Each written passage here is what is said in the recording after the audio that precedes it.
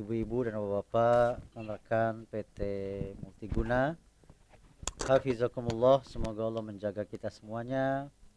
Rahimakumullah, semoga Allah merahmati kita semuanya. Dan semoga Allah Al-Wahhab yang maha pemberi senantiasa memberikan kepada kita hidayah Islam dan sunnah, serta dipanjangkan umur kita di atas ketaatan kepada Allah dan Rasulnya, dan diwafatkan kita dalam keadaan husnul khotimah. Bismillahirrahmanirrahim. Assalamualaikum warahmatullahi wabarakatuh. Alhamdulillah hamdan katsiran thayyiban mubarakan fih kama yuhibbu rabbuna wa yarda. Wassalatu wassalamu ala nabiyyi rahmah wa ala alihi wa ashabihi wa man ittabi'ahum bi ihsanin illa yaumiddin. Wa ba'du. Ya ayyuhalladzina amanu taqullaha haqqa tuqatih wa la tamutunna illa wa antum muslimun. Wahai orang-orang yang beriman, bertakwalah kalian kepada Allah dengan sebenar-benar takwa, dan janganlah kalian mati kecuali dalam keadaan beriman, kecuali dalam keadaan mentauhidkan Allah, kecuali dalam keadaan beramal soleh. Senantiasa Nabi kita yang mulia Muhammad SAW bersabda di setiap awal khutbah, ceramah, taujih, tausiah, pidato beliau, yang sabda beliau ini sangat patut dicatat dengan tinta emas. Beliau SAW bersabda, fa inna khairal hadisi kitabullah. Sesungguhnya sebaik-baik perkataan adalah kitabullah. Al-Quran kalamullah, firman Allah, wahyu Allah. Wa khairal hadi hadi Muhammadin sallallahu alaihi wa alihi wasallam. Dan sebaik-baik petunjuk adalah petunjuk Nabi kita Muhammad sallallahu alaihi wasallam. Ini yang lebih kita kenal dengan al-hadis atau as-sunnah. Wa syarrul umuri muhdasatuha, dan seburuk-buruk perkaralah perkara yang baru dalam agama. Wa kullu muhdasatin bid'ah, dan setiap perkara yang baru dalam agama Nabi kita yang mulia katakan sebagai bid'ah. Wa kullu bid'atin dolalah, dan setiap bid'ah adalah sesat. Wa kullu dolalatin finnar, dan setiap kesesatan tempatnya di neraka. Bapak Ibu yang kami cintai dan kami muliakan karena Allah, hadis Nabi yang mulia ini memberikan faidah yang banyak sekali. Pertama, Nabi mengingatkan kita agar senantiasa berpegang teguh pada Al-Quran dan Al-Hadis atau As-Sunnah. Itu yang pertama. Yang kedua, Nabi mengingatkan tentang keburukan dan bahaya dari bid'ah.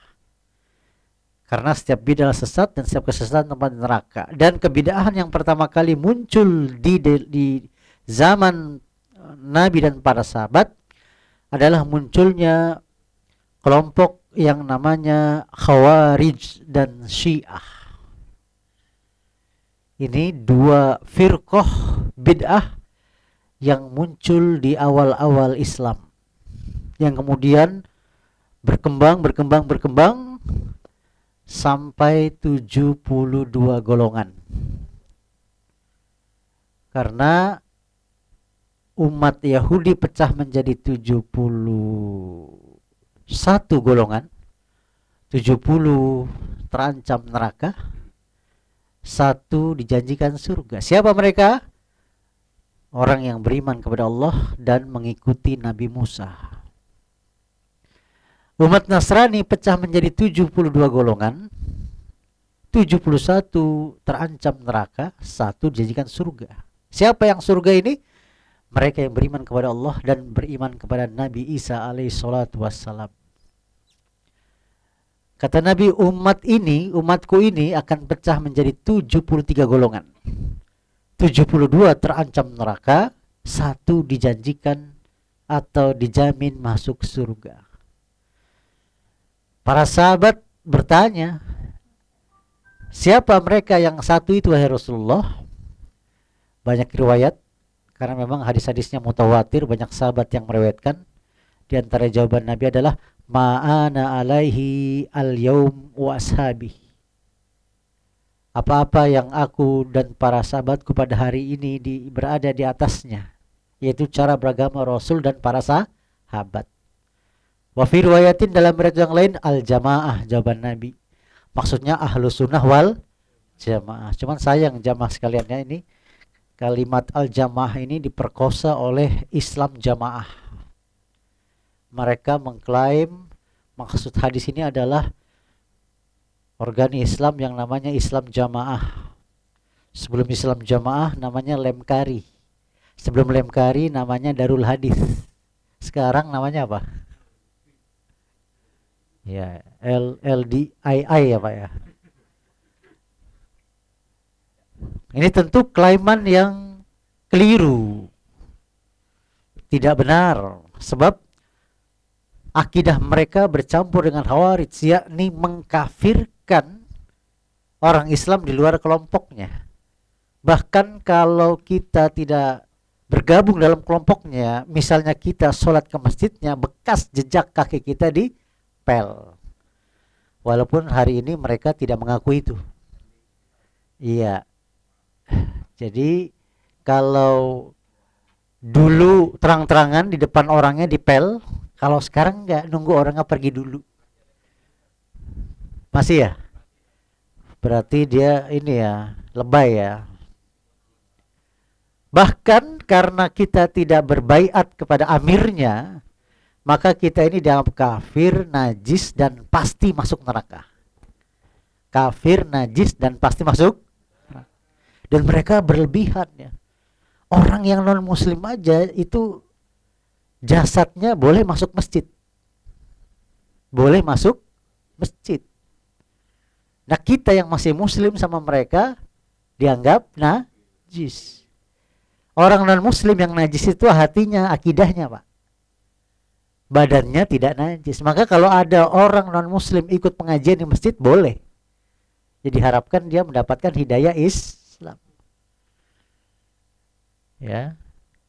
Kesimpulannya, Indonesia ini sering kita katakan subur tanahnya, subur juga aliran sesatnya. Itu baru satu aliran sesat loh. Di Indonesia ini ada berapa? Ratusan bahkan ribuan. Ratusan bahkan ribuan. Ada yang zikir sambil joget-joget sampai kesurupan. Ada yang mengaku nabi. Ada yang pengajiannya itu nggak mewajibkan sholat dan puasa. Ya, ada yang pulang-pulang mengkafirkan orang tuanya, harta orang tuanya diambil diam-diam untuk setor ke imamnya, ke amirnya.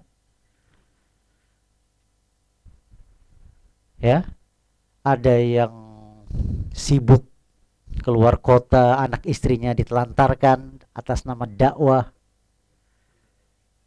dan seterusnya banyak sekali Pak.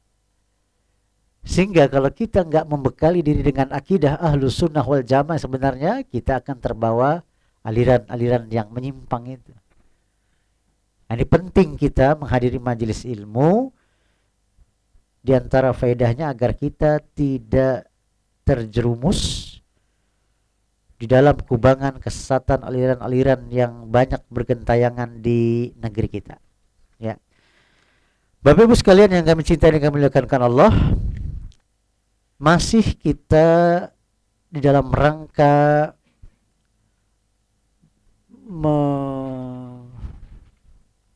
mengikhtiarkan diri kita agar sholat kita sesuai dengan contoh Nabi yang mulia Muhammad SAW.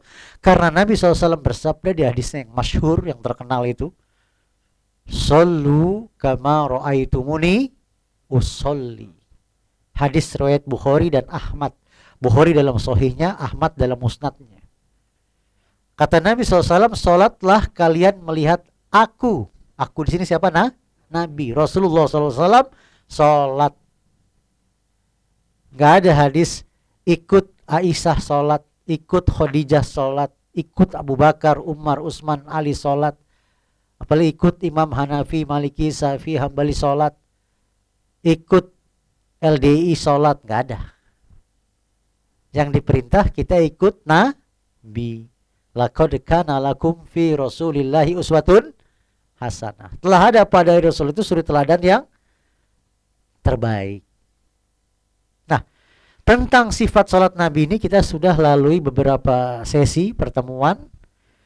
Ada sedikit yang belum kita sampaikan ya, bisa dilihat di halaman 33.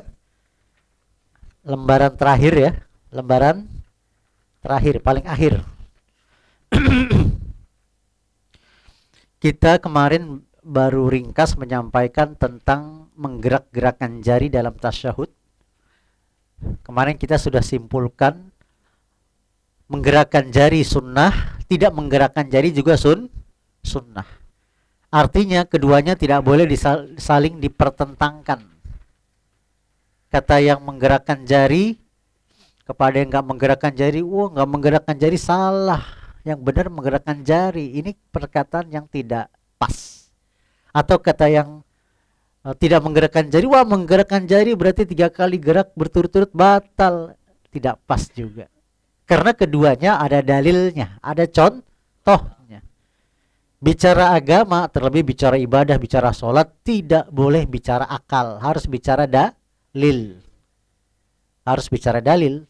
Nah, sekarang kita lihat ringkasan dari fatwa-fatwa atau penjelasan para ulama, qaul dari para ulama.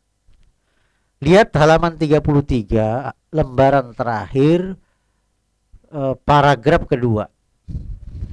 Hanya bagaimana cara menggerakkannya, kan kemarin kita sempat singgung ya.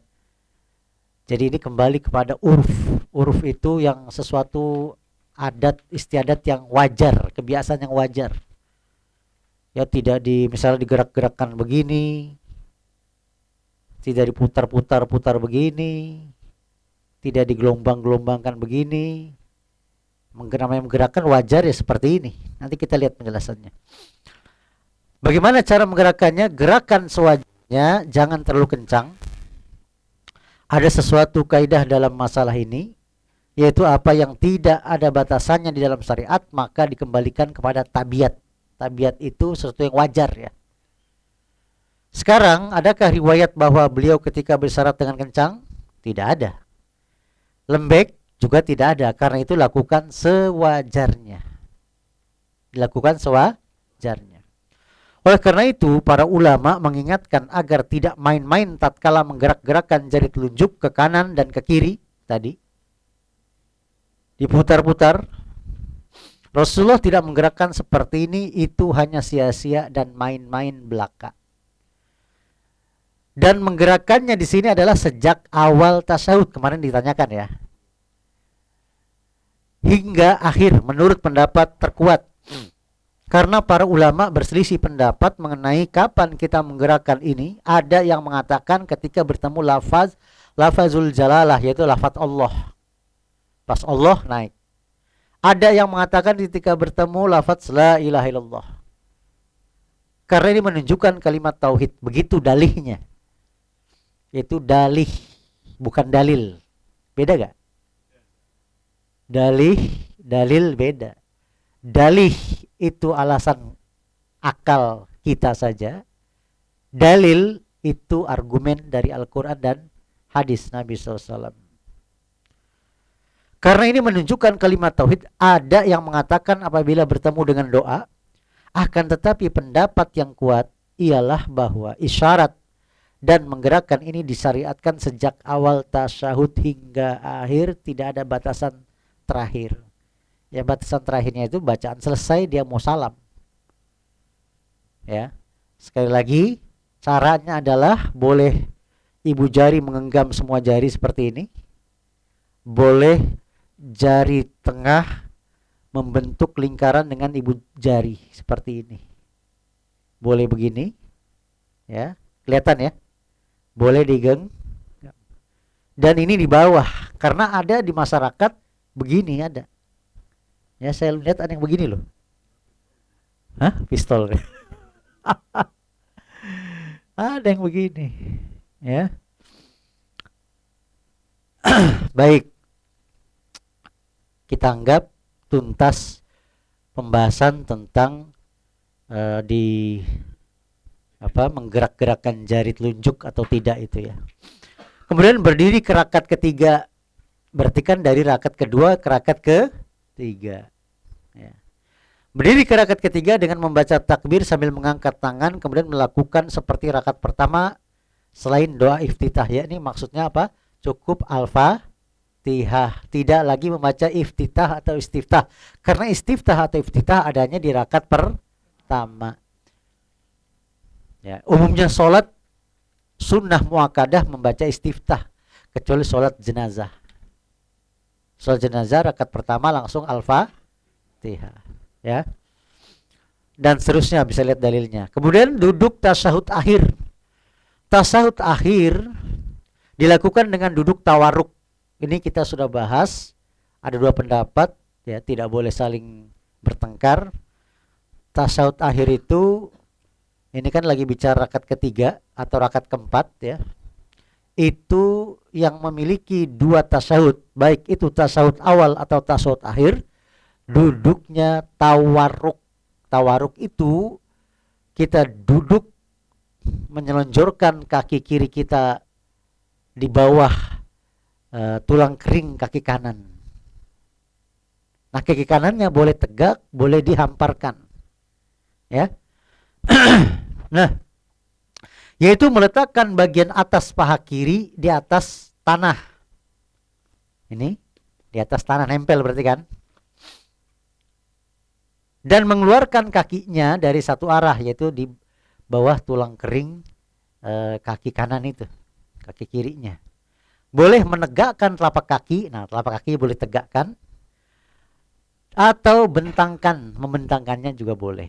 Jadi dua-duanya ada contoh. Jadi jangan kita gampang menyesatkan dan gampang membid'ahkan. Oh, ini bid'ah nih, kok kakinya begini ya. Padahal itu ada dalil, ya. Kemudian membaca doa tasyahud dan salawat kepada Nabi SAW serta memohon perlindungan kepada Allah.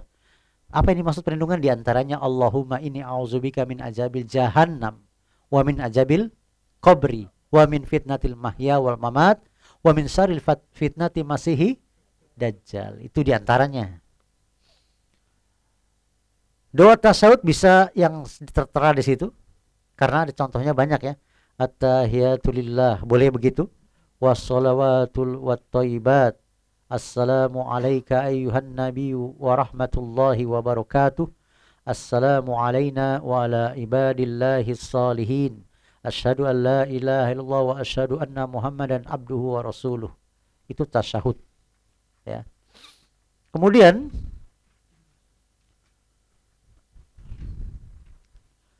di samping itu ada bacaan-bacaan tasawuf lain. Nah, contohnya kemarin kita sudah tunjukkan, ada buku ini misalnya, bestseller ini, Sifat Wudu dan Sholat Nabi.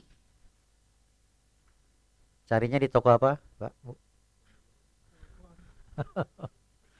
Atau Sifat Sholat Nabi, ini judul aslinya, Sifat Sholat Nabi Sifat Sholat Nabi sallallahu alaihi wasallam minat takbir ila taslim ka'annaha taroha. Tata cara sholat Nabi SAW dari mulai takbiratul ihram sampai dengan salam, seolah-olah engkau melihat Nabi sholat. Ya, karena ini dibawakan dalil, bukan dalih, ya. Nah, sumber tulisan yang kita bahas ini dari kemarin diantaranya kitab ini. Ini judul aslinya adalah Al-Qaulul Mubin fi akhta'ul musallin. Perkataan yang jelas kepada orang yang sholatnya salah. Diterjemahkan dengan judul yang mudah dipahami, Ensiklopedik Kesalahan dalam Sholat. Ya. Dari mulai persiapan sholat sampai setelah sholat. Apa aja yang keliru. Lalu ada orang yang kurang membaca, dia nyinyir, ya. Kenapa kesalahan sholat sampai segitu tebelnya? Kurang kerjaan itu buku. Yang penting tuh sekarang gimana supaya orang yang gak sholat itu sholat. Nah, berarti kita sambung. Yang udah sholat, kita luruskan agar sholatnya sesuai dengan contoh Nabi. Begitu, ya. Baik. Kemudian di sini dijelaskan di samping itu ada bacaan-bacaan tasyahud lain. Syekh Albani telah mengumpulkan beberapa variasi bacaan tasyahud dalam Al-Aslu Sifat Salat Nabi, juz 3 halaman 870 sampai 902. Ya. Ini kitab ringkasannya, Pak, ya. Yang ditulis oleh Syekh Albani rahimahullah taala, karena Al-Aslu itu ada 3 jilid. Ada berapa jilid? 3 jilid, ya. Ringkasannya ini. Sebelum saya lanjutkan, ada yang mau tanya? Alhamdulillah. Ya, ya. Silakan. Ya.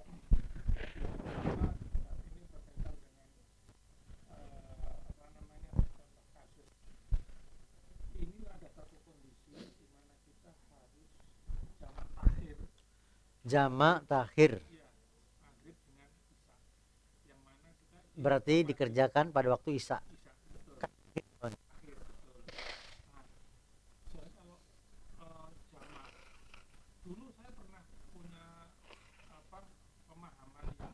Ya.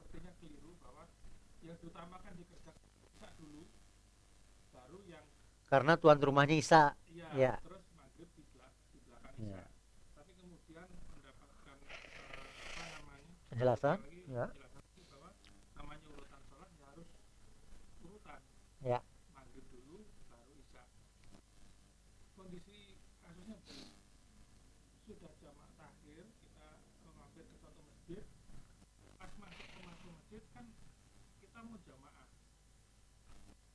Di jamaah lagi isya.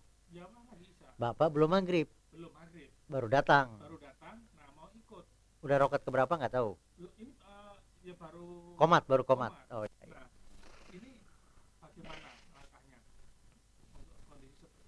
iya. Ya. Saya kira banyak yang mengalami itu ya.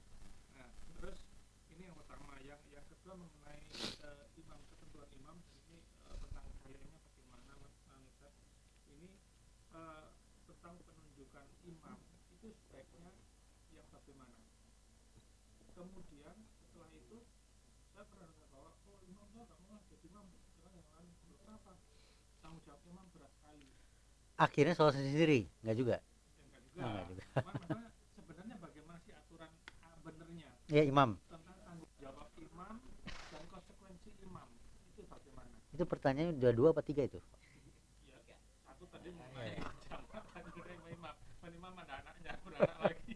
Tiga pertanyaan.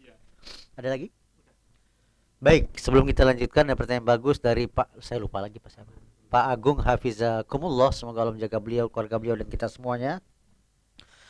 Pertama, betul terjadi perselisihan ulama ketika seseorang jamak takdim atau jamak takhir. Jamak takdim itu kan dikerjakan di awal, jamak takdim itu di akhir. Misalnya tadi pertanyaan berkaitan antara maghrib dengan isya. Kalau digabung di waktu maghrib namanya jamak takdim. Kalau digabungnya di jamaknya di waktu isya namanya jamak takhir. Pertanyaannya adalah, kalau kita di jamak takhir dan kita belum maghrib, mana yang kita kerjakan dulu setelah wudhu itu ya? Apakah di waktu isya itu kita maghrib dulu baru isya, atau isya dulu baru maghrib? Hanya saja perlu diketahui setelah kita cek dari kitab-kitab fikih para ulama berdasarkan nas dalil-dalil, bahwasanya pendapat yang terkuat waktu dan urutan sholat itu tidak boleh ada perubahan urutan sholat itu, karena waktu-waktu itu telah ditetapkan ya. Nah oleh karenanya pendapat yang terkuat tanpa merendahkan, melecehkan, membuli pendapat yang mengatakan tuan rumahnya dulu, maka kita ambil pendapat yang urutan sholat tidak boleh dirubah, yaitu maghrib dulu baru isya walaupun sudah masuk isya. Itu jawaban yang pertama. Jawaban yang kedua, sekarang kasus real, kenyataan, aplikasi di lapangan. Seseorang sholat ke masjid belum maghrib tapi sudah qomat isya, kan begitu tadi ya. Gimana sikap orang yang belum maghrib tadi? Bentar ya. Sikapnya adalah seseorang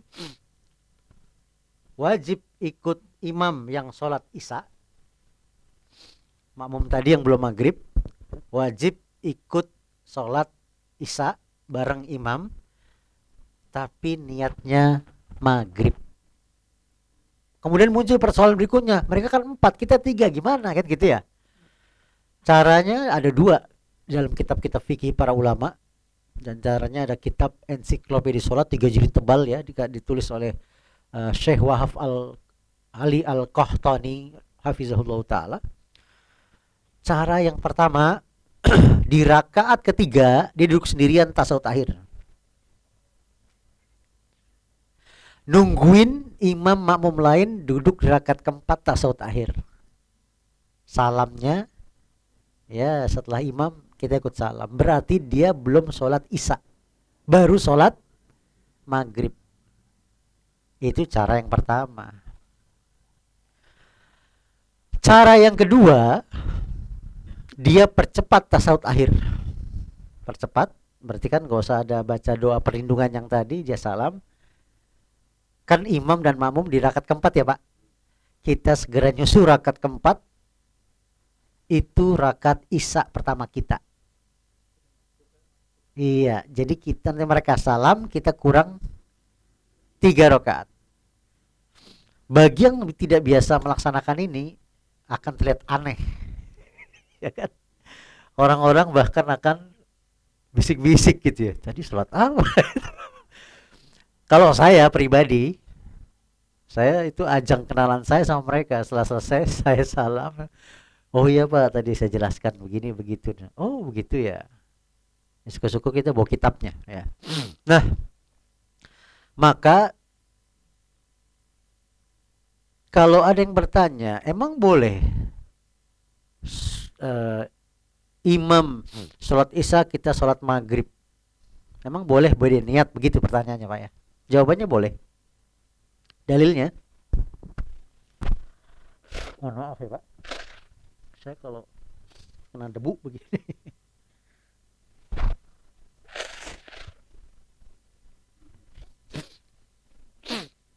Jadi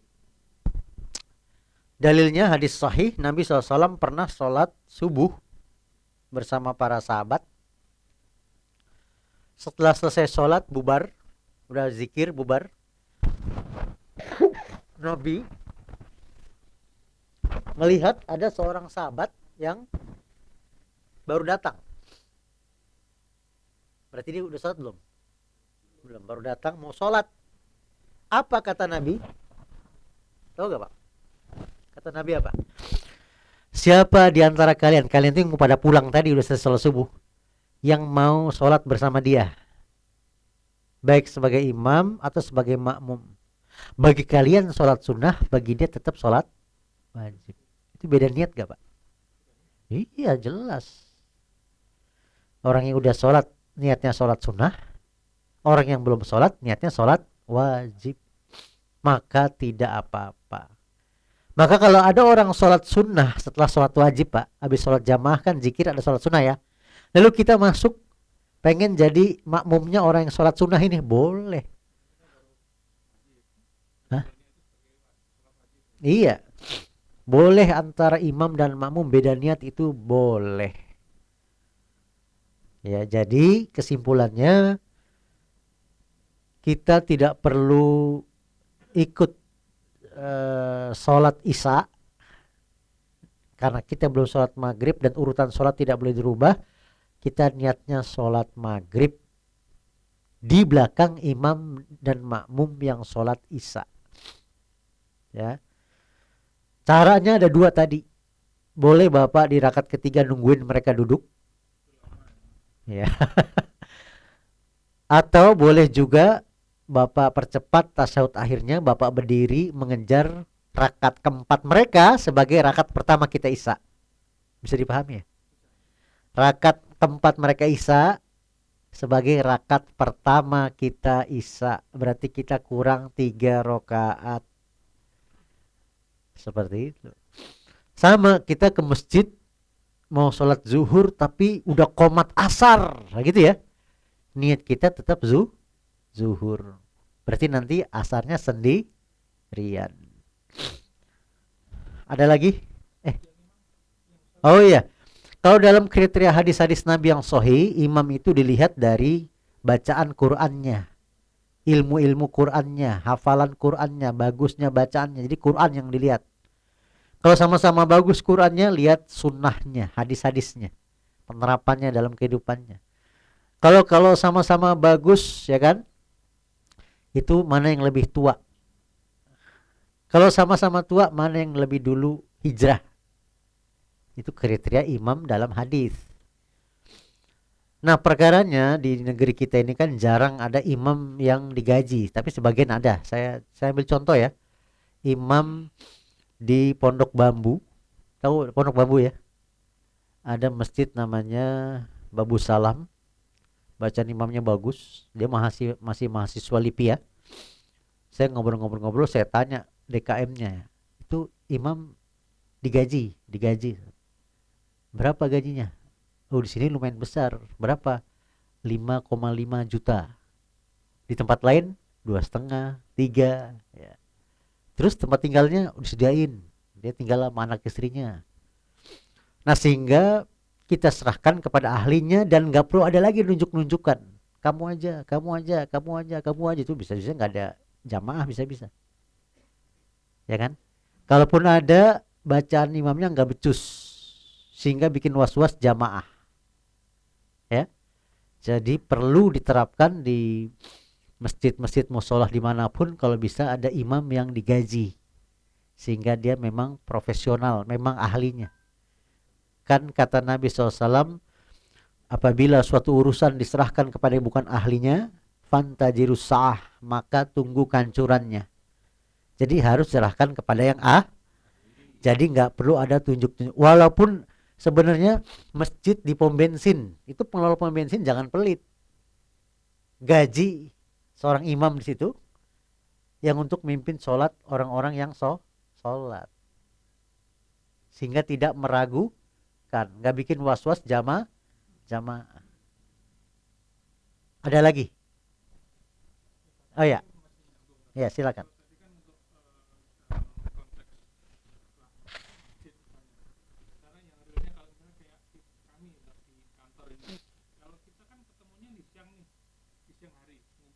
Ya, sehingga ada yang jahriyah ya.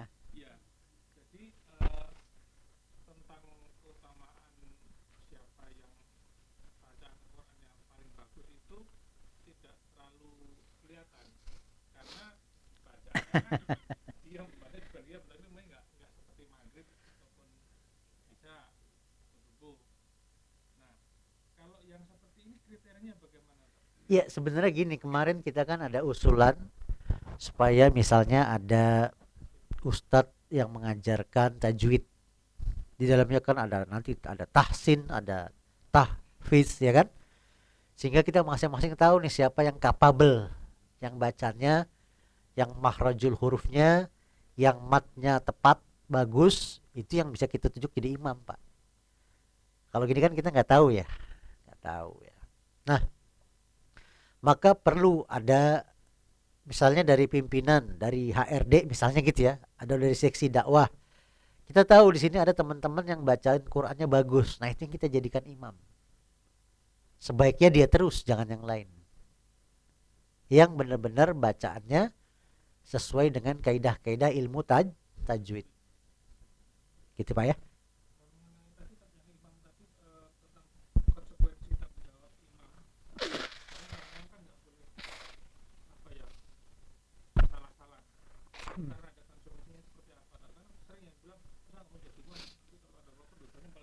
Begini, betul. Jadi imam yang tidak capable, tidak profesional, gitu Pak ya,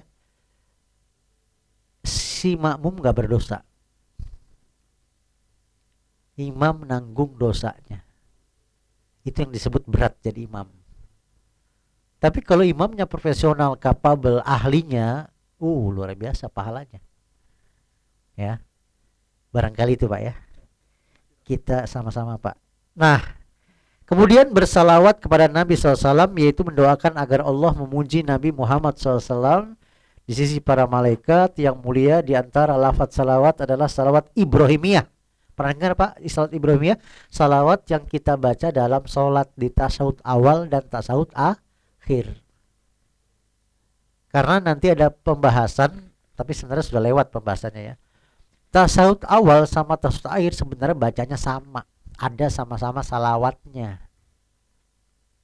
Ya, bahkan ini ditegaskan oleh Imam Syafi'i dalam kitabnya cuman banyak diabaikan oleh para pengikut yang mengklaim dirinya pengikut Imam Syafi'i. Justru di tasawuf awal dan tasawuf akhir ada salawatnya. Ada apa? Salawatnya. Yang membedakan adalah tadi permintaan doa di tasawuf akhir yang 4 perlindungan itu. Dari azab neraka jahanam, dari apa lagi? Kubur, fitnah hidup, fitnah mati, dan fitnah dajjal. Nah, salawat Ibrahimiyah di antara bacaannya adalah, karena banyak lafaznya di kitab-kitab salat ya Pak. Allahumma sholli ala Muhammadin wa ala ali Muhammadin kama sholaita ala Ibrahim wa ala ali Ibrahim innaka Hamidum Majid. Wa barik ala Muhammadin wa ala ali Muhammadin kama barakta ala Ibrahim wa ala ali Ibrahim innaka Hamidum Majid. Menarik, ada sedikit footnote, Bapak bisa baca di footnote 18 di bawah itu. Footnote apa footnote? Catatan kaki ya. Di dalam lafaz ini tidak terdapat lafaz Sayyiduna atau Sayyidina, maka hendaknya tidak diubah dengan alasan apapun karena lafaz-lafaz zikir itu paten. Apa yang dicontohkan Nabi, contohkan sahabat, itu yang kita pakai ya. Benar, Nabi SAW adalah Sayyid, nggak diragukan Pak, Nabi itu Sayyidina, Sayyiduna. Sayyid, saya itu tuan ya. Bukan Tuhan, tapi tuan ya. Tetapi bolehkah kita mengubah lafaz-lafaz zikir dan salawat yang ada dengan memberi tambahan tersebut? Al-Hafiz Ibnu Hajar Al-Asqalani. Ini mazhabnya Syafi'i ini Pak. Penulis kitab Bulughul Maram, penulis kitab Syarah Sahih Bukhari, Fathul Bari namanya, dan lain-lain. Pernah ditanya tentang sifat salawat kepada Nabi SAW dalam sholat atau di luar sholat, apakah disyariatkan mengucapkan Sayyidina ataukah tidak, dan manakah yang lebih utama? Ibnu Hajar Al-Asqalani rahimahullah ta'ala menjawab, mengikuti asar-asar yang datang lebih utama. Jangan dikatakan barangkali Nabi SAW meninggalkan hal itu karena sikap tawaduk beliau. Karena kita katakan bahwa seandainya hal itu disunahkan, niscaya hal itu akan dinukil dari para sahabat dan tabi'in, dan kami tidak mendapatkan asar dari sahabat dan tabi'in tentang hal itu. Itu kata siapa? Al-Hafiz Ibnu Hajar Al-Asqalani dalam kitabnya Syarah Sahih Bukhari yang namanya Fathul Bari. Apa kata Imam Syafi'i?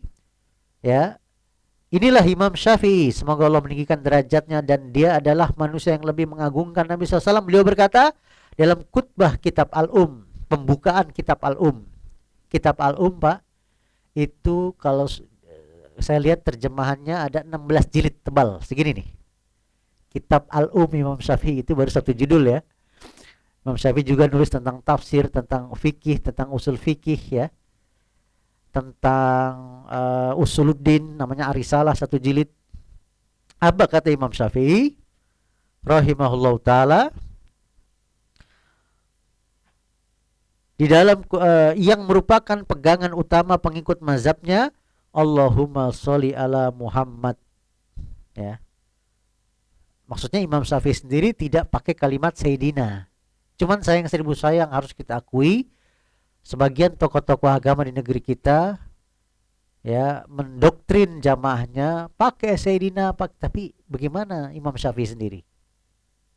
Bagaimana Nabi, Abu Bakar, Umar, Utsman, Ali, dan seterusnya ya. Kalau menambahkan Sayyidina itu baik, kenapa nggak ada yang berani menambahkan kalimat Sayyidina dalam azan? Di azan kan ada kalimat salawatnya kan? Gimana Pak? Hah? Asyhadu anna Sayyidina Muhammad. Gak ada kan? Ada gak? Yang berani ada gak? Seandainya ada yang berani, kira-kira diapain? Diteramai, ditegur itu. Hei, dari mana itu? Kan selalu asyhadu anna Muhammad Rasulullah. Kan begitu ya? Ada gak yang berani nambahin Sayyidina? Ayo.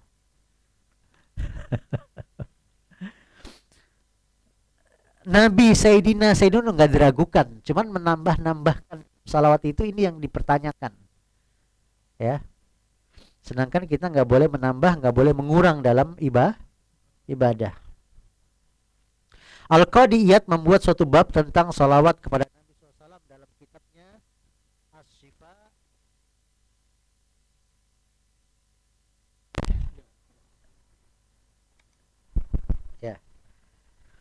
Dalam Asy-Syifa beliau menyebutkan banyak sekali asar dari sahabat dan tabi'in, tetapi tidak ada satupun tambahan dengan tambahan Sayyidina. Masalah ini masyhur dalam fikih, terkenal dalam fikih.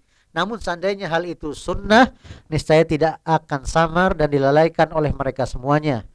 Dan kebaikan itu ada dalam ittiba, yaitu mengikuti Rasul dan para sahabat. Wallahu a'lam, dinukil oleh Syekh Jamaluddin Al-Qasimi dalam Al-Faslul Mubin ala akli, apa itu? Al-Jauh, apa itu? Jauhal ya. Samin, halaman 70, sebagaimana dalam Qaulul Mubin fi Akhta'il Musallin halaman 154 oleh Syekhuna Masyhur Hasan Salman. Ini dia terjemahannya. Akhta'ul Musallin tuh ini ya. Ini terjemahannya. Nah, kemudian berlindung kepada Allah Azza wa Jal dari 4 hal dan boleh berdoa sekendaknya setelah itu dengan doa-doa yang baik. Kalau pakai bahasa selain Arab wajib di dalam hati, Pak.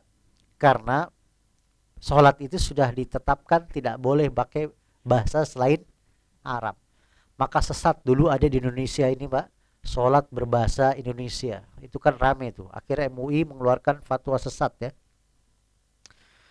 Dari Abu Hurairah radhiyallahu anhu berkata, qala Rasulullah sallallahu alaihi wasallam, Rasulullah sallallahu bersabda, idza tashahhada ahadukum falyasta'iz billah min arba'in yaqulu. Nah ini dia. Jika salah satu dari kalian duduk tasyahud akhir, maka tasyahud akhir ya, bukan tasyahud awal ya Pak. Maka hendaknya berlindung kepada Allah dari 4 perkara. Hendaknya dia berdoa apa? Allahumma inni a'udzubika min azabil jahannam wa min azabil qabri wa min fitnatil mahya wal mamat wa min syarri fitnati masihi dajjal. Ya. Ya Allah, sesungguhnya aku berlindung kepadamu dari siksa api neraka jahanam, siksa kubur, fitnah hidup dan mati, serta jeleknya fitnah dajjal. Hadis riwayat Bukhari nomor 1377, Muslim dan seterusnya dan seterusnya. Setelah ini tadi isyarat boleh kita doa bebas, Pak. Boleh Allahumma rabbana atina fid dunya hasanah wa fil akhirati hasanah wa qina adzabannar, boleh. Atau yang belum dapat jodoh misalnya ya, boleh, ya Allah ya Wahhab Maha Pemberi, berikanlah aku istri yang solehah. Atau yang keluarganya acak-acakan, berikan aku keluarga yang sakinah mawaddah warahmah. Atau yang terlibat hutang, atau yang punya masalah keluarga, atau yang gajinya kecil misalnya. Kencang banget teriaknya ya. Ya, boleh Pak, bebas. Atau yang misalnya wajahnya pas-pasan, pengen tampan, pengen cantik, nggak ada salahnya Pak minta kepada Allah. Ya, mustahil bagi Allah? Nggak mustahil. Ya, terakhir, salam. Dilakukan salam dengan menengok ke arah kanan dan ke kiri berdasarkan hadis. Miftahus salat tuhuru fatahrimuha takbir wa tahliluha taslim. Pembuka salat adalah bersuci. Maksudnya ya bebas dari najis kecil, najis besar ya. Yang mengharamkannya adalah takbir. Kalau udah takbir Pak, nggak boleh ngomong, nggak boleh stand up komedi, nggak boleh nyanyi, nggak boleh menghayal, nggak boleh nyusun jadwal, nggak boleh ya. Kemudian yang menghalalkannya setelah salam Pak, boleh ngomong, walaupun lebih mulianya, lebih afdolnya zikir dulu. Astagfirullah, astagfirullah, astagfirullah. Allahumma antas salam wa minkas salam, tabarakta ya zal jalali wal ikram. La ilaha illallah wahdahu la syarika lah, lahul mulku wal hamdu wa huwa ala kulli syai'in qadir, dan seterusnya ya. Nanti ada subhanallah 33, alhamdulillah 33, Allahu akbar 33. Dalam riwayat lain Pak, boleh 25 25 25. Dalam riwayat yang lain lagi boleh 11 11 11. Dalam riwayat yang lagi boleh 10 10. Ini kita bisa terapkan kalau Bapak buru-buru. ya. Jangan sampai buru-burunya itu malah cepat ya. Subhanallah. Jadi nggak jelas subhanallah apa itu. Ya. Setelah itu jadi 100 kalau kita pakai tiga-tiga la ilaha illallah wa la syarika lah. Lahul mulku wal hamdu wa ala kulli syai'in qadir. Terus baca Al-Ikhlas, Al-Falaq, An-Nas, baca ayat kursi. Kalau setelah subuh ada tambahan Allahumma inni a'udzubika min gimana? Allahumma inni as'aluka ilman nafi'an wa rizqan thayyiban wa amalan mutaqabbalan, itu 3 kali. Ya. Nah, tentang salam kita perlu sedikit sampaikan sambil saya mencari. Silakan yang mau tanya boleh. Bapak lagi mau nanya boleh. Silakan. Ya. Waalaikumsalam. Silakan.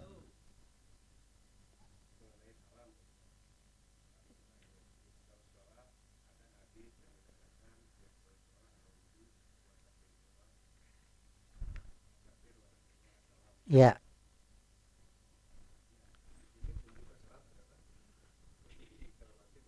Iya.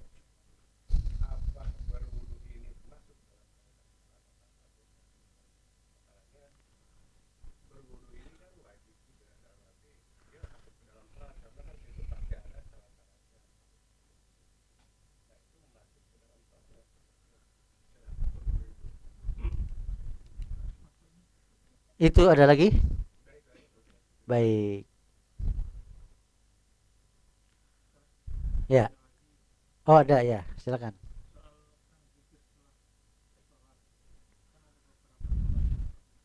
Zikir itu kalau kita di masjid, ada yang setelah sholat zikir itu personal, maksudnya diam semuanya diam. Oh, di satu masjid zikirnya masing-masing. Nah, tapi ada Enggak dipimpin. ada juga yang zikir itu kemudian pakai sistem pakai pengeras, Dipimpin. ya dia mimpin. Nah, yang saya alami sendiri pada saat ada orang datang yang terlambat, Sholat wajib atau sholat sunnah gitu. ya pokoknya mungkin datang mau Ya. tapi karena ada apa Suara namanya berisik, suara keras keras ya, sehingga menjadi kurang konsentrasi. konsentrasi. Itu bagusnya seperti apa? Baik, itu saja Pak. Yang pertama tadi tentang wudhu apakah masuk bagian dari sholat? Jawabannya tidak, tapi dia masuk syarat sahnya sholat. Orang yang tidak wudhu, sholatnya tidak sah. Karena wudhu bagian dari toharoh, bersuci. Bersuci itu luas, mandi janabah, wudhu, tayamum, mandi haid, mandi nifas, dan seterusnya ya. Nah, jadi jawabannya adalah wudhu bukan bagian dari sholat, tapi dia bagian dari syarat sahnya sholat. Jangan ya, saya pernah sampaikan ya, kayak cerita sebagian orang Sunda menceritakan Kabayan lagi sholat jamaah kentut. Setelah salam Kabayan ditegur, kamu batal tadi kentut. Nah, kata Kabayan, saya nggak batal, orang saya dari awal nggak wudhu. Jawaban kurang ajar ya. Dia merasa, nggak batal lah orang saya mau sholat nggak wudhu, kata dia.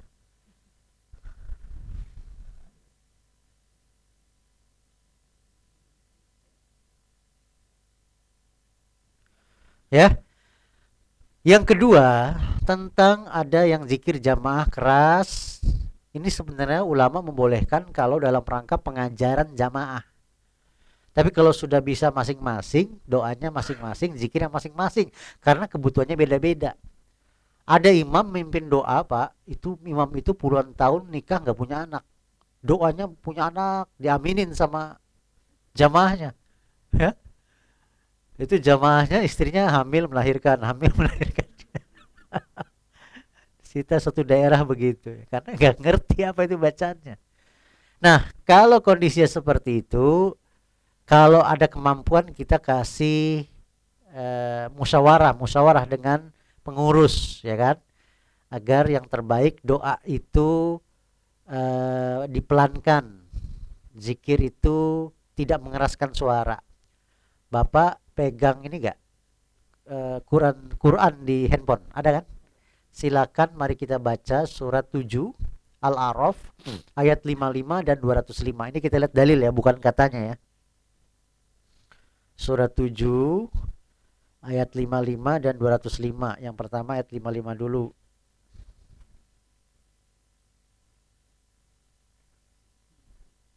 Baca yang keras boleh artinya, Pak. Berdoalah kepada Tuhanmu dengan berendah diri dan suara yang lembut. Sesungguhnya Allah tidak menyukai orang-orang yang melampaui batas. 205-nya.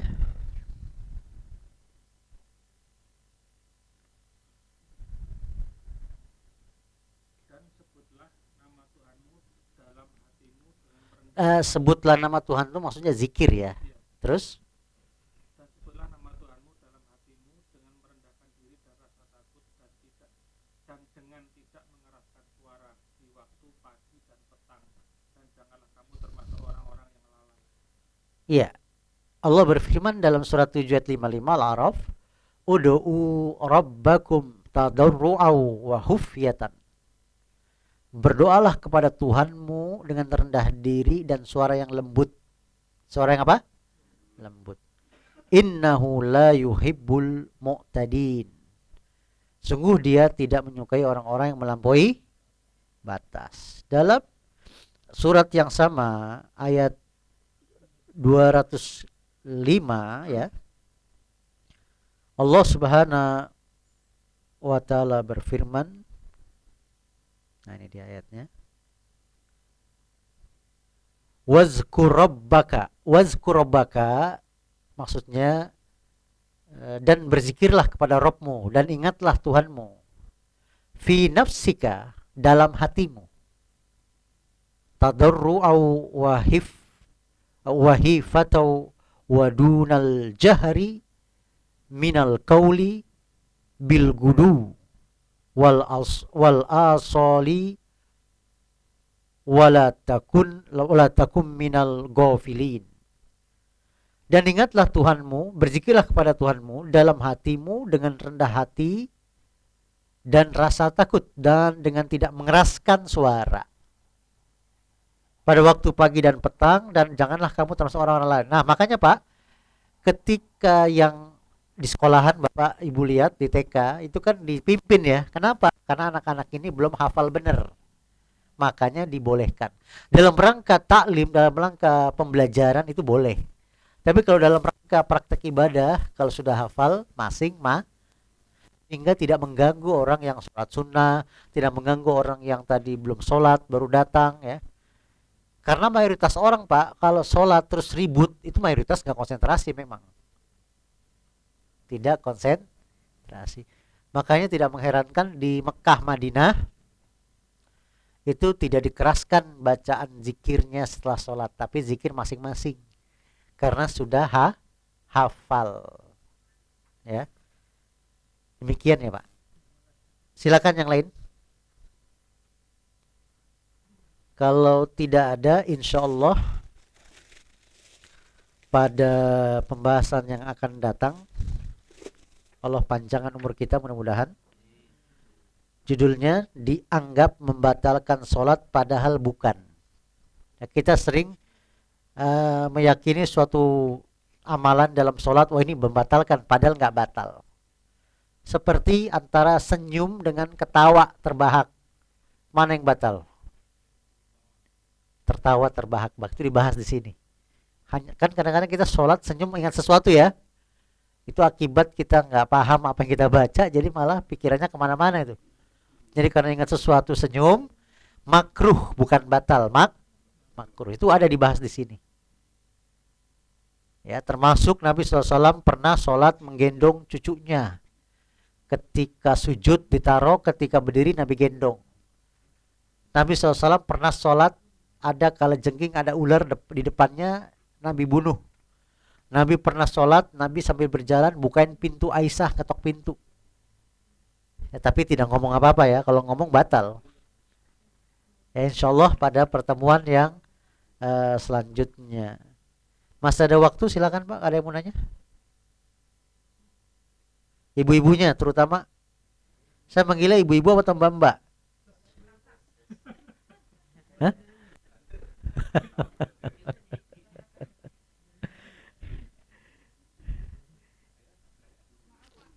Mau mau nanya.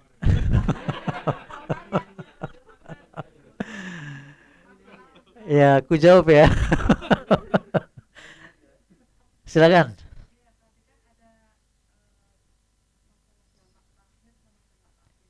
Takhir ya.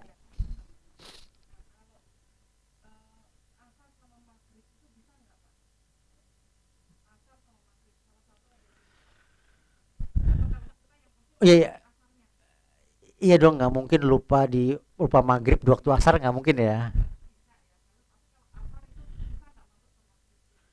Itu sebenarnya secara hukum fikih nggak bisa, tapi kan darurat. Sesuatu yang darurat menjadi boleh. Karena kenapa dikatakan darurat? Karena nggak boleh kita meninggalkan sholat dalam keadaan apapun. Hatta kita sakit, kecuali pingsan ya, kecuali meninggal ya, kecuali koma, ya kan? Apapun kondisi kita, hatta kita lumpuh, tetap wajib sholat. Apalagi karena lupa. Kata Nabi yang mulia Muhammad SAW, saya bacakan secara maknanya ya. Barang siapa yang hendak sholat tapi dia terlupa atau tertidur, maka kerjakanlah pada saat dia teringat atau terbangun. Dan tidak ada hukuman bagi orang yang belum sholat karena terlupa tertidur tadi, kecuali segera mengerjakannya. Pas maghrib, astagfirullah belum asar. Jadi subuh ke si zuhur, asar kecapean, maghrib di jalan, isya keti.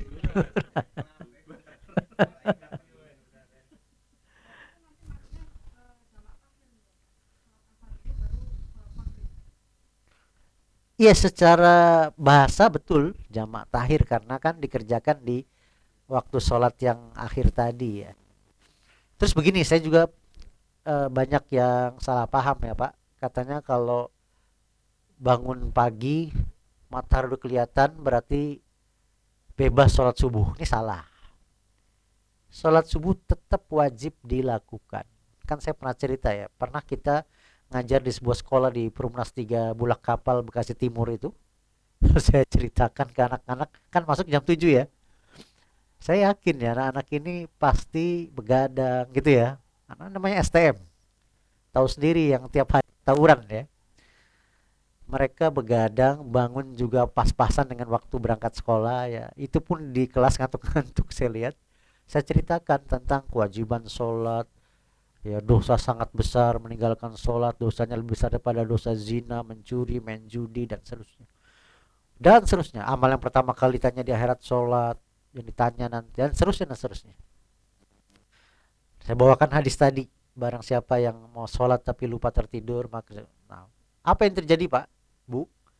Mereka saya persilahkan begini, silakan yang belum sholat subuh turun ke bawah ke masjid sholat. Itu ternyata sekelas. Saya pantau memang bukan ke kantin, mereka memang sholat beneran. Ternyata mereka itu baru satu kelas ya kan, kelasnya ada puluhan. Saya ditegur sama guru yang lain, itu kenapa kok pada sholat sholat apa duha atau apa, ganggu jam pelajaran. Bukan Pak, itu sholat subuh. Kaget guru-guru yang lain, ternyata mereka tidak sholat subuh karena mereka punya pemikiran entah dari orang tuanya entah dari masyarakat, kalau sudah terang nggak ada sholat subuh. Ini kan luar biasa meninggalkan sholat ya. Ulama sampai berselisih Pak, orang yang meninggalkan sholat itu kafir atau tidak tuh, bayangin. Bahkan ulama sampai ijma, dosa besar meninggalkan sholat itu dosanya lebih besar daripada durhaka ke orang tua, berzina, mencuri, main judi, homer, riba, ya kan, mengurangi timbangan. Nah, tapi jangan salah persepsi, jangan sesat menyesatkan pikirannya Pak ya. Oh kalau begitu mendingan berzina dong. Tidak. Ini kita lagi ngomongin tingkatan dosa besar. Semuanya dosa besar, tapi lebih besar lagi meninggalkan sholat. Kenapa Pak? Kata para ulama ahlus sunnah, meninggalkan sholat itu menyangkut hak Allah. Sedangkan zina, mencuri, judi itu hak sesama manusia. Otomatis hak Allah lebih besar daripada hak manusia. Sesat kalau ada orang berpikir, yes, kalau begitu saya berzina aja. Saya berjudi aja. Saya riba aja.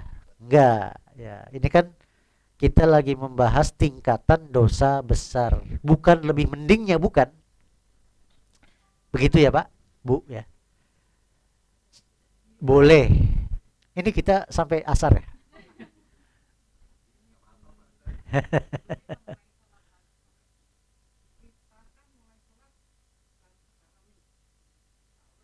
Baru serius ya. Berusaha saya sunnah gitu ya. Oh gitu. Lupa apa males ya? Nah, bisa ya.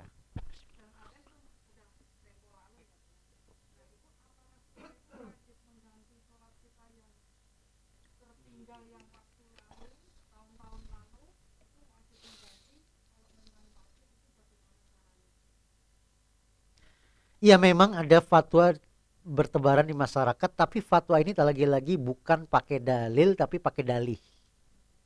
Fatwa itu mengatakan ketika ditanya, Ustadz ya, saya selama 25 tahun saya nggak sholat Ustadz, karena malas.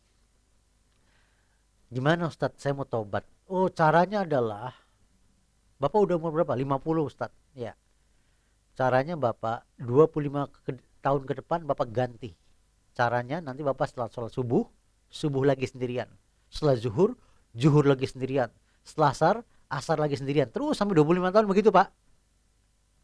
Tapi saya nonton sampai habis itu ceramah, nggak ngasih tahu dalilnya. Artinya bicara tanpa ilmu. Yang ada ilmunya justru tadi. Kalau karena lupa atau tertidur atau karena kesibukan sehingga lupa ya, caranya segera mengerjakan. Adapun karena malas, jumhur ulama, mayoritas ulama, ahlus sunnah wal jamaah, itu cukup dengan taubatan nasuha, sholat tobat 2 rakaat, bertekad kuat tidak akan mengulangi lagi, dan banyak melakukan amalan-amalan soleh untuk menutupi kesalahan-kesalahan dosa-dosa dia masa lalu. Contohnya apa? Perbanyak sholat sunnah, perbanyak sedekah, dan lain-lain. Birrul walidain, berbakti pada orang tua. Maka fatwa yang beredar itu menyalahi firman Allah, wala takfu ma laisa laka bihi ilmun inna sam'a wal basara wal fuada kullu ulaika kana anhu mas'ula. 17 Al-Isra 36. Dan janganlah kalian mengikuti sesuatu tanpa ilmu, tanpa dalil, karena sesungguhnya pendengaran, penglihatan, hati semuanya akan minta pertanggungjawabannya. Al-Isra surat 17 36. Betul, fasalu ahla dzikri kuntum la ta'lamun. Bertanyalah kalian kepada ahli ilmu kalau kalian tidak tahu, tapi ahli ilmu itu harus menyertakan dalil. Karena kalau nggak menyertakan dalil Bapak Ibu, orang ntar akan berkata seenaknya. Karena ulama, ustadz juga manusia. Paham ya Pak? Orang belum lama anak kiai, puluhan santri diapain tuh? Anak kiai kan dipanggilnya Gus. Di daerah Jawa, santri-santri itu dijanjikan ilmu kanuragan, nanti akan kebal begini, tapi datang ke kamar saya harus buka baju semuanya. Perempuan loh, bayangin. Korbannya yang melapor baru 19 orang. Yang lain gak berani. Ya. Jadi ustadz juga manusia. Ya Pak ya, Ibu. Monggo. Ada lagi. Bapak yang di tangga mau menyampaikan sesuatu, silakan.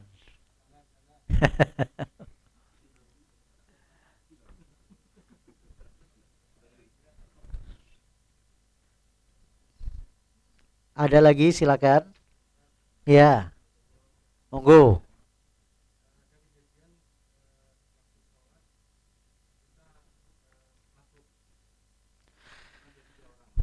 Mas buka 3 orang. Tunggu dulu, masuk 3 orang ini berarti masih sholat.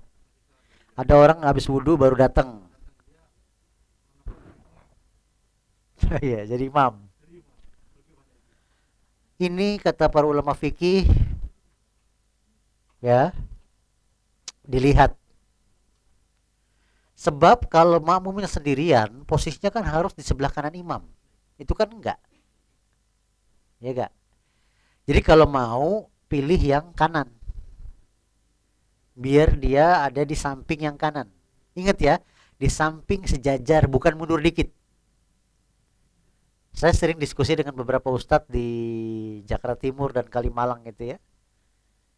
Dia tanya saya, ya kita jelaskan bahwasanya hadis Nabi SAW semuanya menunjukkan kalau makmumnya satu orang sejajar rata di samping kanan imam. Kalau makmumnya satu orang, karena Nabi SAW pernah sholat malam sendirian.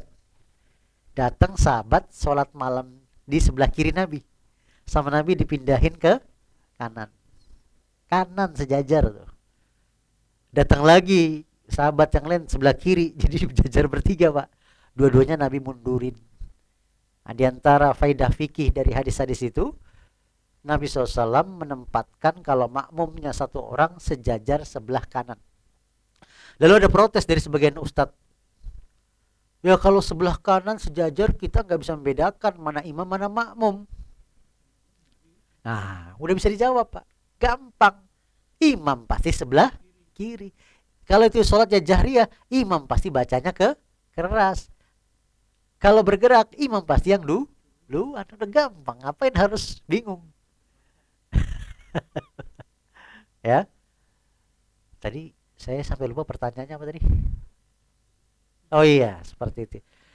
Nah, dan itu yang ada contohnya ya. Jadi makmum masbuk yang baru menjadikan makmum masbuk yang lama sebagai imam itu boleh. Yang nggak boleh sesama masbuk yang sisa sholat inisiatif. Satu jadi imam dan lain mundur. Itu nggak ada dalilnya. Kan sering begitu kadang-kadang. Nah gimana kalau nanti sayap sebelah sana juga begitu? Jadi banyak itu nanti. Ya.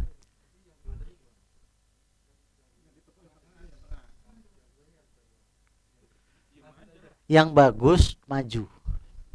Dia tahu nih, ditepuk yang tengah nih, maju. Nggak apa-apa, sholat sambil jalan begitu boleh. Karena ada uzur. Nabi SAW pernah sholat sendirian, ya sahabat pada ngeliat nih. Ini Nabi lagi sholat, ini tembok ya. Mau kambing mau lewat pak. Zaman dulu kan pagar apa tembok ya seadanya ya. Kambing mau lewat, Nabi maju, badannya rapetin ke tembok biar kambing jalan di belakangnya. Kambing udah lewat, Nabi mundur lagi. Nanti kita akan lihat pada bahasan-bahasan selanjutnya beserta dalil-dalilnya. Ya, jadi seperti itu ya, Pak. Oh, sudah. Baik, kalau sudah dikumpulkan kembali itu fotokopiannya. Ini seharusnya Ustadz Zainuddin ya? Iya, betul. Ada halangan. Keluar umroh. Anaknya sakit. Semoga Allah angkat penyakitnya ya. Safahumullah ya. Barangkali ini mudah-mudahan bermanfaat. Insya Allah kita sambung lagi kalau Allah memberikan umur kita yang panjang mudah-mudahan.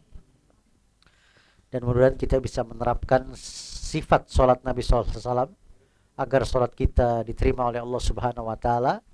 Karena semua ibadah termasuk sholat, terlebih sholat, jika ingin diterima oleh Allah, pertama harus ikhlas, tidak boleh riya atau sum'ah. Kedua, ittiba'u Rasul, mengikuti contoh Rasul. Barangkali ini mudah-mudahan bermanfaat. Yang benar datangnya dari Allah dan Rasulnya tentunya. Yang salah dari pribadi kami dan syaitan.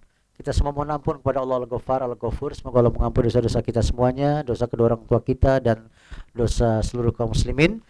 Dan semoga Bapak Ibu juga memaafkan kesalahan kami kalau ada kata-kata dan kalimat serta sikap yang kurang berkenan di hati.